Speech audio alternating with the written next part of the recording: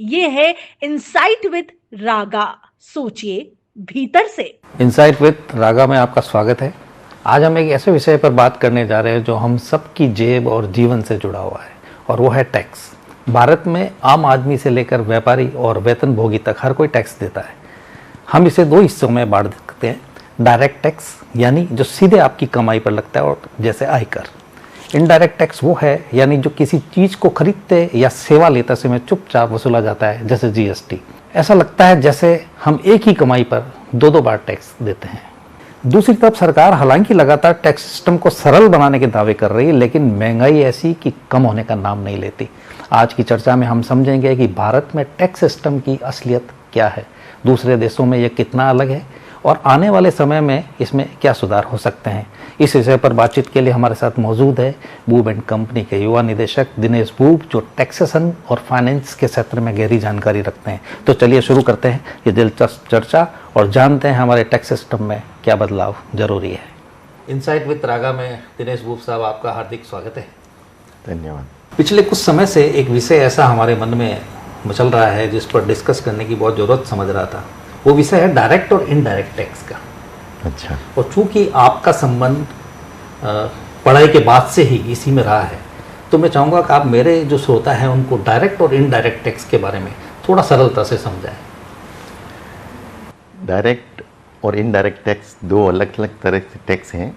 Direct tax समझ लो government को direct पे किया जाता है, तो वो आम जनता को लगता है कि हमसे टैक्स लिया जा रहा है, वो डायरेक्ट टैक्स। जैसे इनकम टैक्स हुआ, ये है डायरेक्ट टैक्स। और इनडायरेक्ट टैक्स जैसे पहले वैट हुआ करता था, अब जीएसटी है। जीएसटी इनडायरेक्ट टैक्स आता है। वो अपन कोई भी सामान खरीदते हैं उसके साथ में जो टैक्स लगता है वो इनडायरेक्ट टैक्स। तो गवर्नमेंट का ये रेवेन्यू स्रोत जो है वो ये दो टैक्स से है, उससे उनका सिस्टम रहता है। लेकिन कई बार हमें लगता है जैसे मैं घर में कमाने वाला हूँ, जब मेरे एक सैलरी या एक व्यापारी है वो अपने इनकम सोर्स से जब एक बार एक टैक्स दे चुका होता है, जिसको आप डायरेक्ट टैक्स कहते हैं, इनकम टैक्स के तौर पे, लेकिन उसके बाद मान लो कोई एक सैलरी फिक्स है हमारी 10 लाख 20 लाख 30 लाख, उसके ऊपर एक तय अमाउंट में टैक्स दे चुका हूँ डायरेक्ट टैक्स के रूप में, इनकम टैक्स का। लेकिन उसके बाद अगर मैं बाजार में कोई भी चीज़ खरीदता हूँ, ऐसा मेरा मानना है, मेरे साथ श्रोताओं का मानना है, उसके बाद मुझे बार बार हर चीज़ पे टैक्स देना पड़ता है। एक तरह से ऐसा लगता है कि जैसे एक टैक्स लेस इनकम होने के बाद भी, यानी ऑलरेडी जब हम टैक्स दे चुके हैं, वो एग्जम्प्टेड इनकम है, उस पर हम बार बार टैक्स चुकाते हैं। तो कई बार ऐसा लगता है कि दोहरे टैक्स का भार हमारे पर पड़ रहा है। ये एक्चुअल में सभी गवर्नमेंट और सभी सिस्टम ऐसा है। वो डायरेक्ट टैक्स तो वो लोग देंगे जिनके पास इनकम है। गवर्नमेंट ने एक ऐसा सिस्टम कर रखा है कि एक मिनिमम स्लैब रेट जहाँ तक टैक्स लगता ही नहीं है, तो उनसे तो फिर कोई टैक्स लगा ही नहीं आपके हिसाब से। जैसे अभी गवर्नमेंट ने इनकम टैक्स बिल्कुल सरल कर दिया, नया एक्ट लेके आए हैं, उसमें 12 लाख तक का टैक्स, मतलब 12 लाख तक की इनकम का पर कोई टैक्स नहीं है। तो वो लोग अगर मार्केट में खरीदने जाएंगे मान लो सपोज, तो आपके हिसाब से उनके ऊपर टैक्स नहीं लगना चाहिए, तो वैसा कैसे हो सकता है? वो इसलिए लगता है कि जब आप किसी एक तय इनकम पर ऑलरेडी टैक्स ले चुके हैं, जैसे कई देशों में मैंने देखा है, पढ़ा है कि बिल्कुल टैक्स ही नहीं लगता, क्योंकि वहाँ पे हो सकता है उनका नेचुरल प्रोडक्शन इतना है, जैसे सऊदी अरब, यूएई, वहाँ पे टैक्स ही नहीं है। और कुछ देश ऐसे हैं जहाँ का टैक्सेशन इतना इजी है, इतना जटिल नहीं है जैसे हिंदुस्तान का है। नहीं, हिंदुस्तान का भी बहुत रिफॉर्म्स हो चुके हैं। पहले कह सकते थे जटिल था, जीएसटी आने के बाद बिल्कुल सरल हो गया है। One nation one tax. पहले अलग अलग स्टेट्स में अलग अलग रजिस्ट्रेशन और अलग अलग तरह के टैक्स लगा करते थे। आप अगर कोई एक स्टेट से दूसरी स्टेट माल ला रहे हो तो उसका इनपुट नहीं मिला करता था, तो वो अब बिल्कुल सरल हो गया है। तो टैक्स तो एक बार ही लिया जा रहा है, one nation one tax GST में ऐसा है। और जहाँ तक रही बात इनकम टैक्स की, तो जो देश में इनकम टैक्स नहीं है वहाँ नेचुरल रिसोर्सेज से उनको इनकम गवर्नमेंट को होती है। जैसे यूएई, कतर, इनके यहाँ ऑयल प्रोडक्शन इतना हो रहा है और ऑयल प्रोडक्शन से गवर्नमेंट का काम चल जाता है, तो गवर्नमेंट टैक्स ना ले रही है। पर अभी जैसे यूएई में इनकम टैक्स शुरू हो गया, वहाँ भी 9% कॉर्पोरेट टैक्स शुरू हुआ। अभी तक उन्होंने इनकम टैक्स अभी शुरू नहीं किया, पर्सनल टैक्स शुरू नहीं किया है, कॉर्पोरेट टैक्स शुरू किया है, वैट शुरू कर दिया उन्होंने, वैट भी वहाँ शुरू हो गया। पर अपनी इंडिया में और भी एडवांस टेक्नोलॉजी और सिस्टम से चल रहा है, जो अभी तक किसी देश में नहीं है। जैसे एडवांस मतलब इसको कैसे लें? One nation one tax America में भी नहीं है। अच्छा, वहाँ भी अलग अलग स्टेट में अलग अलग टैक्स हैं। वहाँ आप जो चीज़ इंपोर्ट करते हो तो इंपोर्ट करने पर जो कस्टम ड्यूटी लगती है, इंडिया में वो कस्टम ड्यूटी के रूप में अपन को इनपुट मिल जाता है, तो वो कॉस्टिंग कम हो जाती है। अमेरिका में ऐसा सिस्टम नहीं, इंपोर्ट ड्यूटी लग गई, पे कर दिया, means you have to bear the cost, no input will be. आदमी को जो परचेजर है उसको कोई इनपुट नहीं मिलेगा, नहीं मिलेगा, तो उसकी कॉस्टिंग बढ़ गई। वहाँ इंडिया में ऐसा नहीं है, और वहाँ हर स्टेट में अलग अलग तरह के टैक्स और अलग अलग आपने जितने लगाए वही फॉर्म्स सबमिट होंगे, रजिस्ट्रेशन कराना होगा, और अलग अलग रेट्स में अलग अलग स्टेट में अलग अलग रेट ऑफ टैक्स है आइटम पे, कहीं एग्जाम्प्ट है तो कहीं टैक्स है। फिर भी कई बार लगता है कि हमारे देश का टैक्सेशन सिस्टम इतना जटिल है। ऐसा क्यों लगता है? क्योंकि पब्लिक है, उसे लगता है हम बहुत सारा टैक्स पे करते हैं और उसको दिखता भी नहीं है कि कहाँ खर्च हो रहा है। क्या ये वाकई ट्रांसपेरेंसी है इसमें? कहाँ खर्च हो रहा है? गवर्नमेंट का जो खर्च होना है तो इंफ्रास्ट्रक्चर है, शिक्षा है और हॉस्पिटल्स है। गवर्नमेंट स्पष्ट करती है कभी कभी, या इनसे मांगा जा सकता है? वो बजट में जो रहता है प्रावधान, बजट में आपका आता है स्रोत यहाँ से आएंगे और खर्चे यहाँ होंगे, दैट इज द मेन। लेकिन फिर भी ये पब्लिक के मन में अभी भी एक संशय रहता है कि जितना टैक्स वो चुकाते हैं उसके हिसाब से उनको वो लाभ नहीं मिल पाता। सड़कें देखें तो, अस्पताल में सुविधाएं देखें तो कई बार उन्हें लगता है कि ट्रांसपेरेंसी इसमें कम है। ट्रांसपेरेंसी तो पूरी है, ट्रांसपेरेंसी में कोई कमी नहीं है। गवर्नमेंट में जो रेवेन्यू आता है वो सिस्टम आपके बजट में पूरा पारदर्शिता है कि ये बजट में पैसा यहाँ से आएगा और यहाँ खर्च होगा। अब इतने बड़े देश में वो सब सिस्टम और करना बहुत मुश्किल है। अपन कई बार दूसरे देश, जैसे आपने मुझे बताया कि कुछ देशों में बहुत इजी सिस्टम है, जैसे कुछ स्वीडन, स्कॉटलैंड वगैरह कुछ देश हैं जहाँ पे अपने को लगता है कि इनकम टैक्स सिस्टम थोड़ा सा इजी है। तो अपने देश में भी क्या कुछ ऐसा इजी सिस्टम संभव है आगे फ्यूचर में? अभी तो बहुत इजी कर रखा है उन्होंने, और एक्ट भी चेंज कर दिया पूरा। 2025 से पूरा इनकम टैक्स एक्ट चेंज कर दिया। जो जटिल भाषा थी उस जटिल भाषा को भी उन्होंने चेंज हुआ होगा। जैसे मतलब एक सेक्शन के अंदर कुछ provided for not with standing instruction, ऐसे कुछ लैंग्वेज काम लिए, एक्सटेंशन थे दारों के एक्सटेंशन थे, उनको सरलीकरण किया है उन्होंने। अच्छा, ये जीएसटी को एक अपन मान सकते हैं, जैसे कई सारे पहले टैक्स है उनको मिला के इन्होंने एक जीएसटी किया है। क्या वाकई ये जीएसटी एक बड़ा सुधार है हिंदुस्तान के टैक्सेशन में? हिंदुस्तान के टैक्सेशन में बड़ा सुधार है जीएसटी। पहले लोग इंटर स्टेट परचेज करने में इतने परेशान रहते थे, सी फॉर्म देना पड़ता था, वो हर एक स्टेट से दूसरी स्टेट का जो टैक्स होता था वो इनपुट आपको मिलता नहीं था। उसके लिए अगर आपने सी फॉर्म नहीं लिया, अगली पार्टी ने सी फॉर्म नहीं दिया था, आपको यहाँ पूरा टैक्स देना पड़ जाता था।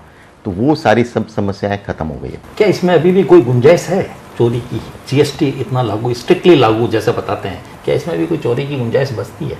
चोरी की गुंजाइश तो ना के बराबर हो गई है, क्योंकि हर चीज़ उन्होंने मतलब गाड़ी रवाना होने से ई वे बिल शुरू कर दिया। बड़े बड़े जो मेन इंडस्ट्रीज़ है या बड़े उद्योगपति या ट्रेडर्स हैं उनके लिए हो गया ई बिलिंग, ई इनवॉइस कंपलसरी कर दिया। तो गाड़ी रवाना होने से पहले जिसमें ई बिलिंग या ई इनवॉइस बन गया, तब आप उसको कैसे चुरा सकते हो, कैसे छुपा सकते हो? तो एक जगह चैनल से जहाँ माल रवाना हो गया उसको अगर आपने चैनल में डाल दिया तो टैक्स तो गवर्नमेंट का वहीं आ गया। अब तो वाकई तो कैस्केडिंग इफेक्ट है, इनपुट लेगा, अगला बंदा बेचेगा, वो अगला नहीं भी इनकॉर्पोरेट करता है अपने बुक्स में तो गवर्नमेंट के पास तो टैक्स आ गया। तो इससे रेवेन्यू गवर्नमेंट का बहुत बड़ा है। जीएसटी से चोरी बहुत मतलब कम हुई है। अब धीरे धीरे उन पे जो गलत इनपुट ले रहे हैं उनके ऊपर नकेल कसी जा रही है। वो भी, ये तो अपन इनडायरेक्ट टैक्स की बात करते हैं। एक डायरेक्ट टैक्स में भी टैक्स चोरी की सिस्टम चलता है। जैसे किसी ने कोई बहाना ढूंढते हैं, मैं तो सोचता हूँ कई बार चार्टर्ड अकाउंटेंट से भी मदद ली जाती है कि किस तरह सोर्स निकाले जाए ताकि टैक्स देने से बचा जाए। चार्टर्ड अकाउंटेंट हमेशा मतलब कलरिंग डिवाइस देगा, चोरी का रास्ता नहीं बताएगा। मतलब चार्टर्ड अकाउंटेंट लॉ के मुताबिक आप कैसे बचा सकते हो वो चीज़ बताएगा आपको, और उसके हिसाब से बचाना कोई गुनाह भी नहीं है। तो आपके हिसाब से लगता है कभी भी ब्लैक मनी बचती है टैक्स से? जैसे आपको जो अनुभव है, ब्लैक मनी तो जनरली क्या है कि अगर बैंक से पैसा निकाला है आपने और उसको सही अकाउंट फॉर नहीं किया है तो वो just as a black money हो गया। अब उसको अकाउंट फॉर करके लोग सिस्टम करते हैं, किसी को एंट्री दे दी, पैसा निकालना है तो पैसा निकालने की जगह एंट्री दे दी। धीरे धीरे कैश सर्कुलेशन से कम होता जा रहा है। जैसे जैसे यूपीआई ट्रांजेक्शन्स और ई ट्रांजेक्शन बढ़ते हैं तो जो सर्कुलेशन इन मनी है आप देखोगे बहुत कम हो गया है। तो सर्कुलेशन ऑफ मनी जितना जितना कम हो जाएगा ये ब्लैक मनी बिल्कुल खत्म हो जाएगी। खत्म हो गई। दिनेश जी, जैसे मैं कोई व्यापार शुरू करना चाहता हूँ, छोटा स्टार्टअप या छोटा व्यापार, तो मुझे सरकार की तरफ से टैक्सेशन के लिहाज से क्या मतलब छूट मिलेगी, क्या लाभ है, सरकार क्या प्रोत्साहन मिल सकता है? गवर्नमेंट सब तरह का अभी मतलब स्टार्टअप्स के लिए इनकम टैक्स में बिल्कुल 10 साल तक के लिए छूट है। स्टार्टअप कुछ भी नहीं देना उसको, कुछ भी नहीं देना 10 साल तक के लिए। डेप्रिसिएशन है, दूसरे मतलब जितने भी साधन हैं उनको वो सिस्टम है कि धाराएं हैं उनके तहत वो 10 साल तक टैक्स नहीं दे सकते नए स्टार्टअप्स। और उसके बाद भी नए कॉरपोरेट्स जो इन फॉर्म ऑफ कॉरपोरेट्स हैं उनके ऊपर गवर्नमेंट ने 15% टैक्स रखा है सिर्फ। जो भी अमेरिका में 21% टैक्स है और गवर्नमेंट ने इंडिया में उसके ऊपर 15% रखा है। तो वो भी अपने हिसाब से बहुत ही लिया जाए। और पुरानी जो कंपनियां उनके ऊपर भी कॉर्पोरेट टैक्स कम करके 25% किया है। ओके। अब कई बार जैसे अभी जीएसटी 22 तारीख से बदलने वाला है। हाँ। अब आप देखिए कि हमारे मन में एक ही सवाल आता है कि कुछ प्रोडक्ट ऐसे हैं जो पहले तैयार होकर बाजार में आ चुके हैं और कई जगह बिलिंग नहीं होती। आपको पता है, आप तो इस चीज़ों को समझते हैं। ऐसे में आम आदमी तक जो छूट गवर्नमेंट ने दी है, तो एक आदमी कैसे निश्चिंत हो सकता है कि उस छूट का फायदा मुझे 22 के बाद मिल जाएगा, जो 2 रेट उन्होंने रखी है? वो जिनके पास स्टॉक है, स्टॉक एक लिमिटेड समय तक रहेगा उसके पास, उसके बाद उसको नई एमआरपी नया सिस्टम देना पड़ेगा। तो डेट के बाद अगर एमआरपी की तारीख 22 तारीख के बाद की अगर प्रिंट है तो उसके ऊपर ऑटोमेटिक आपको टैक्स रेट में बेनिफिट मिला है जो मिलेगा। और उसके पहले आपको पता है कि अगर एमआरपी इतनी लगी है तो इस पर 10% टैक्स कम हुआ है तो उसके रेट उस हिसाब से उसको तय करनी पड़ेगी। नहीं तो गवर्नमेंट ने एंटी प्रॉफिटरिंग एक एक्ट ला रखा है कि अगर आपका जो टैक्स से बचत है वो आप प्रॉफिट में नहीं जोड़ सकते। ओके। क्या अपन एक टैक्स पेयर ये जान सकता है, जैसा कि पहले भी मैंने ये सवाल पूछा था, टैक्स पेयर हमेशा हर साल जैसे आप बता रहे बजट के अंदर शो होता है कि उसका बजट का इतना पैसा खर्च हुआ है, क्या फिर भी कोई ऐसा सिस्टम है कि एक आदमी ये जान सके कि मेरे टैक्स का पैसे का सदुपयोग कैसे हो रहा है? क्या कोई सिस्टम है ऐसा? पर्टिकुलर एक आदमी का स्रोत या Transparency एक नहीं। ट्रांसपेरेंसी इतना कोई सिस्टम नहीं हो सकता या कोई नहीं बता सकता कि आपका पैसा कहाँ लगा। कोई नहीं बता सकता। क्योंकि बाल्टी के अंदर जैसे आपने एक पानी भर दिया, अब उस बाल्टी में से पानी वापस निकाल के वो किसका पानी था नहीं पता चल सकता। अच्छा, जैसे मैंने अभी पहले जटिलता की बात की थी कि अपना टैक्स बहुत जटिल है, लेकिन अगर दूसरे देशों का जैसे आपने आकलन कई बार करते ही होंगे कि विदेशों में कुछ जगह पे टैक्सेशन कैसा है, क्या अभी भी आज जैसे आपने बताया रिफॉर्म हुआ है 2025 में काफ़ी चीज़ें हुई है, लेकिन फिर भी एक सुधार होने के बाद भी क्या कोई ऐसी गुंजाइश बचती है कि हम भी कुछ पन्नों में इस टैक्सेशन को ले आए? ऐसी कोई संभावना आपको लगती है? छोटे व्यापारियों के लिए गवर्नमेंट ने काफ़ी हद तक कुछ किया है पर वो कारगर होगा नहीं। इसका क्या कारण हो सकता है?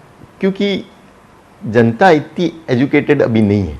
जितनी फास्ट गवर्नमेंट चल रही है वित्तीय जनता इतनी उसको कैचअप नहीं कर पा रही है। गवर्नमेंट समझती है सभी जो व्यापारी बंधु हैं कंप्यूटर एक्वेंटेड है, सबको मोबाइल चलाना आता है, सबको ई बैंकिंग आती है, whereas it is not so. ऐसा है नहीं। गवर्नमेंट ने जो रिफॉर्म्स किए हैं वो सारे ऐसे हैं, अगर आज की तारीख में कोई बिना पढ़े लिखे बंदा सोचता है कि मैं धंधा कर लूँ तो उसके लिए इम्पॉसिबल हो गया। तो ये आगामी कितने साल तक मान सकते हैं यही रहना है या कुछ बदलाव आ सकते हैं और भी आगे? इसके बदलाव और आएंगे और धीरे धीरे आपको एजुकेटेड जो पर्सन्स हैं उनके लिए कोई प्रॉब्लम नहीं होगी। क्या एआई भी इसमें मदद करेगा? बिल्कुल मदद करेगा। जैसे एआई में किस तरह की मदद इनकम टैक्स में मिल सकती है? आपकी बुक्स लिखने के हिसाब से एआई के लिए बेस्ट है। एक्सेल शीट्स कोई जो रिपोर्ट्स देनी है आपको उसके लिए बेस्ट है। ऑडिट पॉसिबल है? Audit is not possible with AI. Okay, लेकिन बैलेंस शीट चेक हो सकती है? बैलेंस शीट चेक हो सकती है, ट्रायल बैलेंस चेक हो सकता है, बिल्कुल चेक हो सकता है, बना भी मतलब सकता है। किसी को प्रॉफिट एंड पी&एल अगर बनाना है तो बना लेगा। आप उसकी बुक्स का अगर आपने बुक्स लिखी भी है, you give the data to the AI, he will prepare the balance sheet. Very good. उसमें कितना ही लिमिट, कोई लिमिट नहीं हो सकती? कोई लिमिट नहीं है, इन सेकंड्स अच्छा, अगर जैसे उसकी हम बैलेंस शीट लेते हैं और कई बार अगर टेक्निकल अगर कोई फॉल्ट हो तो क्या उसमें आप चेक करके वापस उसको सुधार कर मतलब सकते हैं। आपको रेक्टिफाई तो करना रेक्टिफाई तो इंसान ही करेगा। करेगा, हाँ। वो सिर्फ आपको एक सजेशन सजेशन और एक लेकिन आपको लगा है कि यही का इसमें घुसपैठ बड़ी है? ये है कि हर जगह घुसपैठ बड़ी है। नहीं, इसमें चूंकि अकाउंट्स पहले चूंकि हिंदुस्तान खास तौर से मैं मारवाड़ की बात करूं तो अपने यहाँ तो बही खाता ले। बही खाता, वो अब बही खाता तो बिल्कुल आउटडेटेड हो चुका है। अच्छा, अगर वो बही खाता जो रखता है तो वो जीएसटी रिटर्न भी नहीं भर सकता, ऐसी हालत कर दी है गवर्नमेंट ने। अच्छा, गवर्नमेंट साइलेंटली नहीं बोलती है कि आप बही खाता मत रखो, पर गवर्नमेंट कहती है हमको डाटा इस फॉर्मेट चाहिए। चाहिए। तो फॉर्मेट करने के लिए आपको कंप्यूटर पर आना ही पड़ेगा। Without computer, without knowledge of computer, a businessman can not survive. मतलब गवर्नमेंट सारा सब कुछ कंप्यूटर पे ले आना सब भी चाहती है। कंप्यूटर। और मेरे ख्याल से ये सब चीजें ऑनलाइन है, जैसे ऑनलाइन जीएसटी का काम है, जीएसटी का आपने सारा भरा या ऑनलाइन, नहीं भरा। ऑनलाइन इतना तक है मतलब कि तारीखों पे भी कंसंट्रेट है। अगर 11 को 11 का रिटर्न नहीं भरा आपने तो most of the person will suffer. इतना बड़ा टैक्सेशन का काम आप देखते हैं, तो आप ये बताएं कि आने वाले 5 सालों में आप इस रिफॉर्म को किस नज़र से देखते हैं? क्या जनता क्या उम्मीद लगा सकती है सरकार से कि जीएसटी के मामले में भी क्या एक जीएसटी की तरह कोई एक नया कानून और पर भी विचार चल रहा है? ऐसा जीएसटी के उपरांत तो नहीं चल रहा है कोई ऐसा अभी, पर जीएसटी की रेट्स और रिफॉर्म होने का चांसेस हैं। कुछ? जैसे मतलब कई चीज़ों में रेट्स अभी हाई है, जैसे 18% हाईएस्ट स्लैब कर रखा है उन्होंने। अभी पहले 28 था, 28 से 18 किया, तो वो भी मैं समझता हूँ ज़्यादा है। तो कुछ चीज़ों में वो 18 से भी 12 पे आना चाहिए। तो 12 slab, 10-12% slab is the best slab. Government को 2 स्लैब ही रखने चाहिए, क्या तो 5% रखें क्या 10% रखें, इससे ऊपर नहीं जाना चाहिए, मेरा हिसाब ये कहता है। नहीं, तो ये जब तय किया जाता है तो क्या गवर्नमेंट व्यापारियों से या नहीं, वो रिवेन्यू बेसिस पे डिसाइड करती है। गवर्नमेंट का रिवेन्यू, उसका कलेक्शन कितना हो गया और उसको उम्मीद कितनी है इस सेक्टर में। लेकिन मुझे ऐसा लगता है कि अगली कुछ चीज़ों पे मैंने देखा है कि गवर्नमेंट ने जैसे एग्रीकल्चर से जुड़ी हुई कुछ चीज़ें हैं या लोअर लेवल के जो है या मिडिल क्लास फैमिली है उनके उपभोग की जो चीज़ें हैं उनको उन्होंने टैक्स रेट बिल्कुल टैक्स रेट कईयों को तो 0 कर दिया है। हाँ। और कईयों को 5% ही रखा मतलब जो 18 तक थे वो भी कम है, वो भी 5% कर आगे दिए हैं। हाँ। तो आगे आपको लगता है कि और भी रिफॉर्म्स होंगे धीरे धीरे जब कंप्लेंट्स जाएगी। क्या होता है गवर्नमेंट में जब लोग बैठे रहते हैं, प्रैक्टिकल तो उनके पास है नहीं, जो इन्फॉर्मेशन डाटाबेस उनके पास आता है उस हिसाब से वो लोग सेट करते हैं रेट्स को कि ये जनरल चीज़ें हैं या वो है। तो जिस समय उनके पास ये वापस उनको करने के लिए जाएगा तब उनको और रिफॉर्म्स करेंगे इसमें रेट्स में। मैं एक सवाल पे वापस आता हूँ क्योंकि वो थोड़ा सा मुझे लगता है अभी अपने दर्शकों के लिए भी वो उनके भी दिमाग में चल रहा होगा। एक नया स्टार्टअप जैसे मैंने लगाया, आप बताते हैं कि 8-10 साल तक उसको परवाह करने की ज़रूरत नहीं है, लेकिन बैलेंस शीट मेंटेन होगी उसकी। मतलब वो परवाह करने का मतलब ये नहीं होता है कि आप बिल्कुल आपको कोई पूछेगा नहीं, ऐसा नहीं है। अकाउंटेबिलिटी आपके पास पूरी है। क्या what you are doing and मतलब we have to show, we have to show. Return आपको फाइल करना पड़ेगा, ओके, रिटर्न फाइल होगा, रिटर्न फाइल लेकिन होगा, टैक्स पे नहीं टैक्स पे करना ऐसा है। कितने साल तक चलता है? 10 साल तक। यानी कोई भी स्टार्टअप यदि आप शुरू करते हैं तो 10 साल तक आपको किसी तरह की चिंता की जरूरत नहीं होती। नहीं होती। इसमें किसी तरह का स्टार्टअप हो सकता है, कोई बेसिक एक ऐसा आइटम नहीं कोई नहीं, तो सरकार उसके बाद आपका जो टैक्सेशन है वो नियमानुसार वही होगा। वही नियमानुसार उस गवर्नमेंट ने उस पर 15% का ही प्रावधान कर रखा है। नए स्टार्टअप्स पे 15% टैक्स ही देना है आपको।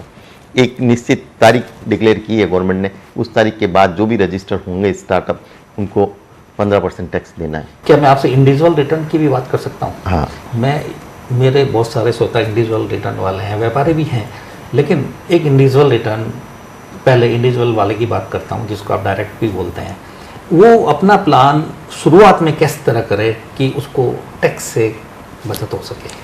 पहले गवर्नमेंट ने ऐसा सिस्टम कर रखा था और अभी गवर्नमेंट ने 2 प्रावधान कर दिए, एक नया प्रावधान, एक पुराना प्रावधान। पुराने प्रावधान के अंदर गवर्नमेंट को छूट के लिए इंड्यूस किया जाता था इंडिविजुअल को कि आप LIC करा लो, 1.5 लाख तक की छूट थी, 1.5 लाख तक की छूट थी ATC के अंदर छूट, NSE करा लो, PPF करा लो, वो करा लो।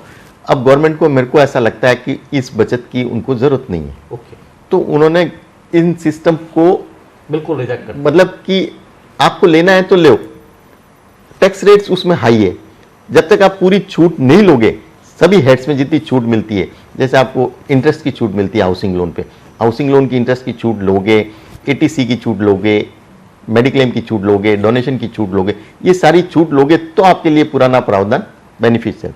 सैलरीड पर्सन हो तो एचआरए की छूट लोगे तो आपके लिए पुराना प्रावधान बेनिफिशियल है। अदरवाइज न्यू प्रावधान जो है उन्होंने गवर्नमेंट ने इजी कर दिया। ये सारी छूट जो नॉर्मल छूट लिया करते थे लोग, एटीसी की, 1.5 लाख की वगैरह, वो इनबिल्ड कर दी। ओके, मतलब आपको पता नहीं लगता लेकिन मिल जाती है वो छूट, वहां तक छूट कर दी। 3 लाख तक की छूट थी पहले, तो बात वही हो गई, वही हो गई, तो इंक्लूड हो गया सब, वो इंक्लूड हो गया। तो बंदा न्यू फॉर्मेट में, न्यू रिजीम में रिटर्न ज्यादा भरना पसंद कर रहा है क्योंकि उसमें टैक्स रेट कम लग मतलब रही आपके है। हिसाब से फायदा न्यू रिजीम में ज्यादा है, चाहे वो किसी भी लेवल, क्योंकि उसने ना तो बचत की ना कुछ किया। गवर्नमेंट कह रही है खर्च करो, उसका मतलब ये हुआ आपने खर्च, इन्वेस्टमेंट कुछ किया नहीं एटीसी का, फिर भी आपको रिबेट पूरी 7 लाख की तक की पूरी मिल गई। ओके, अगर वो किसी भी सैलरी स्केल का हो, उसमें न्यू रिजीम आपको न्यू रिजीम आप चूज कर सकते हो। उसमें वो खुद भी अपना रिटर्न भर सकता है आई थिंक न्यू रिजीम में, या उसको सीए के पास जाना ही पड़ेगा? अगर आप टेक्निकली साउंड है, आप कंप्यूटर एक्वेंटेड है, तो आप भर सकते हैं रिटर्न। गवर्नमेंट ने एक मतलब पोर्टल पे ऐसी सुविधा दी है कि वो फाइल आप डाउनलोड करो, उस फाइल को आप फिल आउट करो and you have to upload. अच्छा, व्यापारियों के लिए भी डायरेक्ट में ही ये छूट है न्यू रिजीम, और उसमें जीएसटी इनडायरेक्ट में ऐसा, इनडायरेक्ट में कोई रिजीम नहीं है, क्योंकि जीएसटी रिजीम ही नहीं, रिजीम पे करना है। उसमें गवर्नमेंट ने वो दे रखा है, छोटे व्यापारी और बड़े व्यापारियों के लिए कैटेगरी बना रखी है। कुछ ऐसे और जरिया है जिससे हम टैक्स बचा सकें? कुछ ऐसे जरिया जिनको लोगों को अक्सर नहीं पता होता कि अगर हम ये बचत करें तो हमारा टैक्स बच सकता है, जो नहीं पता होता, कई ऐसे हिडन टैक्स होते हैं। वो जैसे लोग अपनी समझ से, अभी गवर्नमेंट जो कर रही है, जैसे लोग एफडीआर बना देते हैं, इज सेफेस्ट मोड। अब एफडीआर की इनकम पे गवर्नमेंट ने कर रखा है रेगुलर टैक्स, मतलब 30% टैक्स, जबकि वो नहीं लेना चाहिए, जबकि 50,000 तक छूट है सिर्फ। ओके, ये ब्याज पर या ब्याज पर? ओके, तो 50,000 ब्याज, तो जो रिटायर्ड बंदा है बेचारा, तो उसके 50,000 ब्याज से क्या होता है, उसके तो 1 लाख 2 लाख 3 लाख ब्याज आता है, क्योंकि वो टैक्सेबल हो जाता है सारा। अब उसको पता नहीं है कि एफडीआर बनाने से टैक्स लग रहा है। अब गवर्नमेंट इंड्यूस कर रही है कि you shift to the mutual funds. Okay, अब म्यूचुअल फंड को उन्होंने कैपिटल गेन में डाल रखा है, वो भी टैक्सेबल है। कैपिटल गेन टैक्स एक स्पेशल रेट टैक्स है। लॉन्ग टर्म अगर आपने साल भर से ज्यादा होल्ड कर रखा है, उसके बाद बेचा है, तो उस पर 12.5% टैक्स ही है। ओके, तो वो बचत आज सिस्टम से कर सकते हो। आप अपना पैसा म्यूचुअल फंड्स में डालो, म्यूचुअल फंड में ग्रोथ भी अच्छी होती है और टैक्सेशन वाइज भी उसमें कम होता है। ओके, लॉन्ग टर्म और शॉर्ट टर्म जो टैक्स है, शॉर्ट टर्म टैक्स मतलब साल भर के अंदर अगर आपने बेचा है कोई म्यूचुअल फंड, तो उस पर रेगुलर टैक्स लगेगा। और रेगुलर टैक्स क्या, उसमें भी एसटीटी करके 20% ही लगेगा।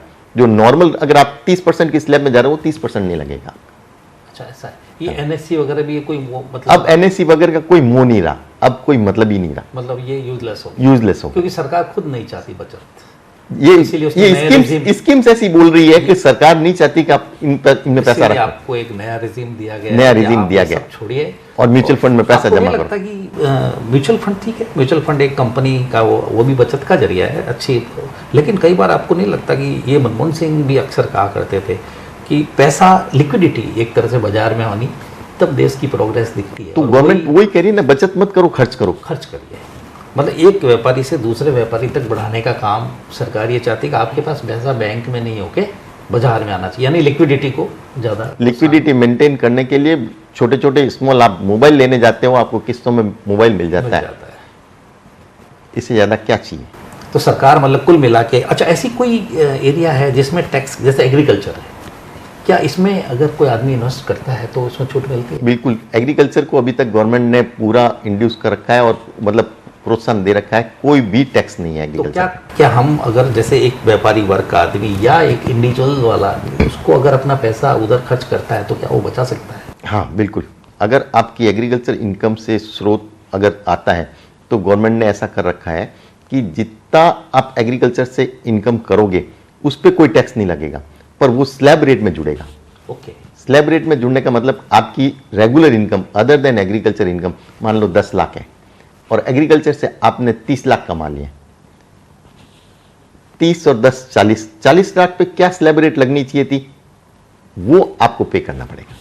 अच्छा, इस तरह कैलकुलेट होगा, इस तरह कैलकुलेट होगा। अच्छा, ये इनकम ही बाद में इंडिविजुअल में जाके उस स्लैब में, आपका मतलब है? हाँ, मतलब टैक्स उसी पे लगेगा जो अदर देन एग्रीकल्चर है, पर स्लैब रेट वो लगेगी। उसकी वाली जो इंडिविजुअल हाँ, लगेगी 10 लाख पे ही आप पे, 30 लाख आपका एग्जाम्प्ट रहेगा। आपने बहुत अच्छी, मैं आपसे बात कैसे ख़त्म करूं क्योंकि बहुत सारी बातें मन में है, लेकिन चूंकि समय का भी प्रावधान है, मैं आपका बहुत शुक्रिया अदा करता हूं कि आपने समय निकाला और हमारे श्रोताओं को टैक्सेशन के बारे में जानकारी दी। आपका बहुत बहुत इंसाइट विद रागा में शुक्रिया। आपका भी धन्यवाद, बहुत बहुत धन्यवाद। तो मित्रों, आज की बात से इतना तो स्पष्ट है कि टैक्स केवल सरकार के राजस्व का साधन नहीं बल्कि आम लोगों के जीवन की गुणवत्ता से भी जुड़ा हुआ है। जरूरत आज इस बात की है कि टैक्स सिस्टम इतना सरल और पारदर्शी हो कि लोग इसे बोझ नहीं बल्कि अपनी भागीदारी समझें। हम उम्मीद करते हैं कि यह चर्चा आपको सोचने पर मजबूर करेगी कि टैक्स सुधार क्यों जरूरी है, किस तरह ये बदलाव हमारे भविष्य को बेहतर बना सकते हैं। मैं राकेश गांधी आप सभी मित्रों का धन्यवाद करता हूं कि आपने अपना अमूल्य समय हमें दिया। अगले एपिसोड में हम एक नए विषय और नए दृष्टिकोण के साथ फिर मिलेंगे। तब तक के लिए दीजिए अनुमति। नमस्कार, शुभकामनाएं। ये है इनसाइट विद रागा, सोचिए भीतर से।